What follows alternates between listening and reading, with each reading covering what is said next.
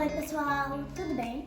Eu sou a Ana Júlia e eu sou a Maria Cecília. Bem-vindos ao Clube das Geminhas! E hoje a gente vai organizar o batizado da nossa irmãzinha caçula, a Helena. Vocês se perguntam, quem é a Helena?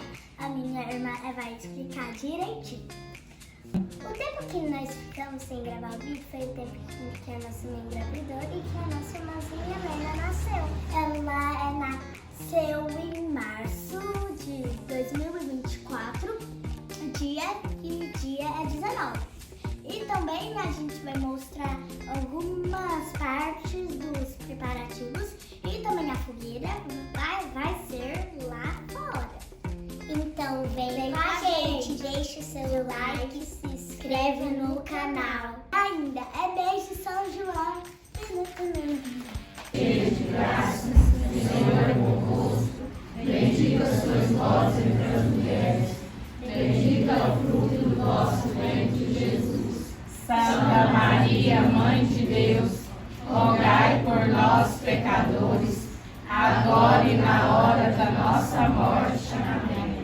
Ave Maria, cheia de graça, o Senhor é convosco. Bendita sois vós entre as mulheres. Bendito é o fruto do vosso ventre, Jesus. Santa Maria, Mãe de Deus, rogai por nós, pecadores, agora e na hora da nossa morte. Amém. Ave Maria, cheia de graça, o Senhor é convosco. Bendita sois vós entre as mulheres. Bendito é o fruto do vosso ventre.